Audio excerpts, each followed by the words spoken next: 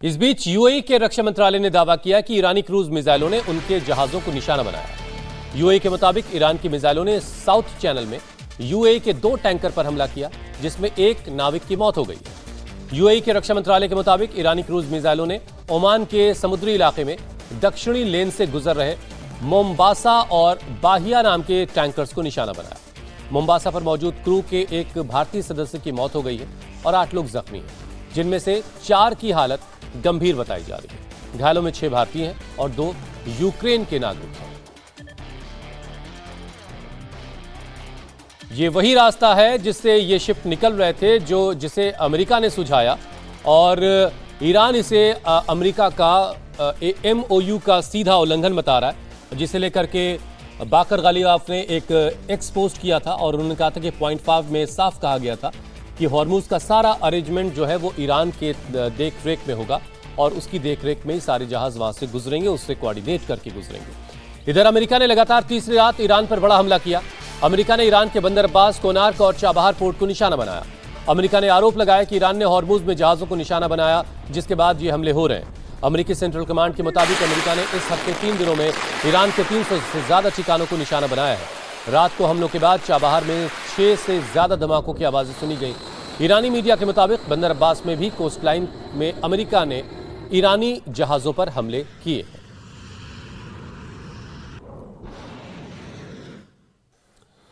और ये हमले उस वक्त हुए जब अमेरिका के राष्ट्रपति डोनाल्ड ट्रंप ने दावा किया कि हॉर्मुज पर अब पूरी तरह से अमेरिका का कंट्रोल है, वहां से जहाज सुरक्षित गुजर सकते हैं। ट्रंप ने एक इंटरव्यू में दावा किया था कि हॉर्मुज पर ईरानी कंट्रोल खत्म कर दिया गया है और अब अमेरिका इसकी जिम्मेदारी संभालेगा।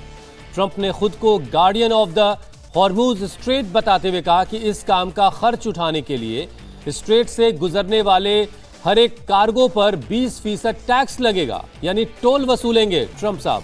ट्रंप ने यह भी कहा कि ईरान के जहाजों और उसके ग्राहकों पर रोक जारी रहेगी, लेकिन बाकी सभी देशों के जहाज बिना किसी रुकावट के हॉर्मुज से गुजर पाएंगे। इसके साथ ही अमेरिका ने एक वीडियो भी जारी किया जिसमें दिखाया गया कि कैसे पहली बार ड्रोन बोट का इस्तेमाल हुआ और ईरानी पोर्ट को इन ड्रोन बोट से निशाना बनाया गया। ये ड्रोन बोट देख रहे हैं आप, जो अपने टारगेट की तरफ बढ़ रही हैं।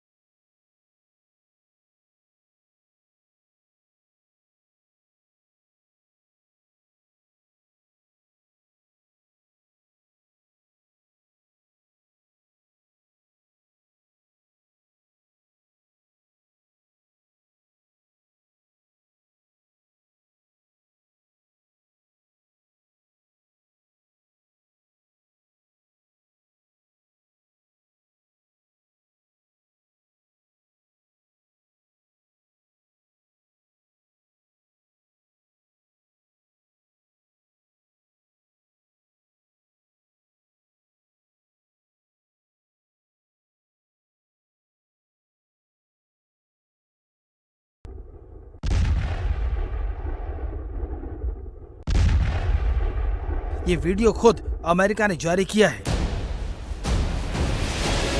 अमेरिकी सेंट्रल कमांड का कहना है कि उसने ईरान के जहाजों की मरम्मत करने वाली जगह और एक पनडुब्बी पर हमला करने के लिए ड्रोन जहाजों का इस्तेमाल किया। इन ड्रोन बोट्स का इस्तेमाल पहली बार हो रहा है।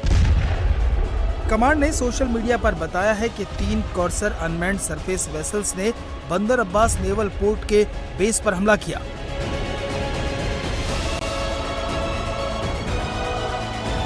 इस पोस्ट में ड्रोन बोट्स का एक डॉक की तरफ बढ़ते हुए वीडियो दिखाया गया है।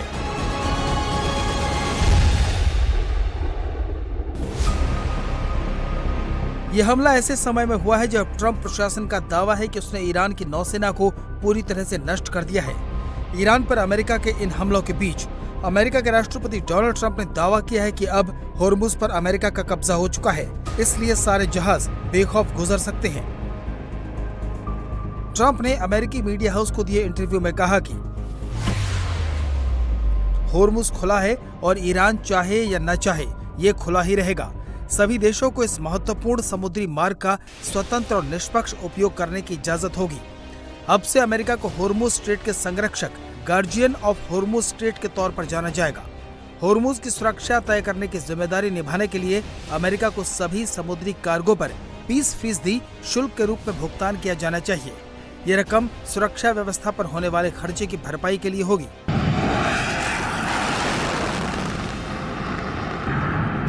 ट्रम्प के इस ऐलान के साथ ही अमेरिकी नेवी ने होर्मुज में नाकेबंदी शुरू कर दी है।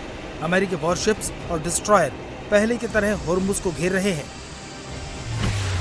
वहीं ट्रम्प के इस दावे का ईरान ने मजाक उड़ाया है। ईरान के विदेश मंत्री सैयद अब्बास अरागची ने ट्रम्प को जवाब देते हुए सोशल मीडिया पोस्ट में लिखा है कि पोर्टस बिल्कुल सही कह रहे हैं।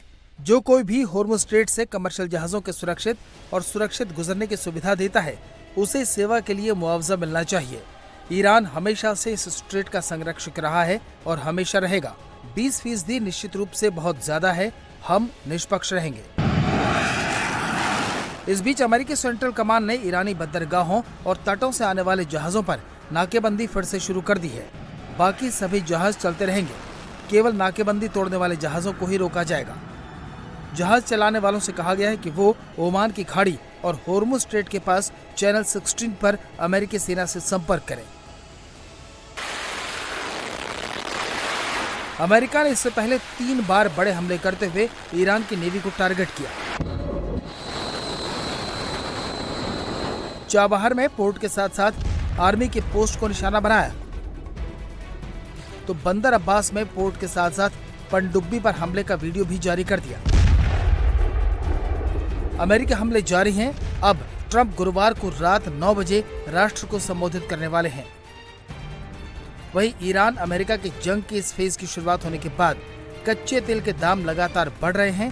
क्रूड ऑयल जो 2 हफ्ते पहले $70 पर बैरल तक गिर गया था, अब एक बार फिर से 80 का आंकड़ा पार कर रहा है।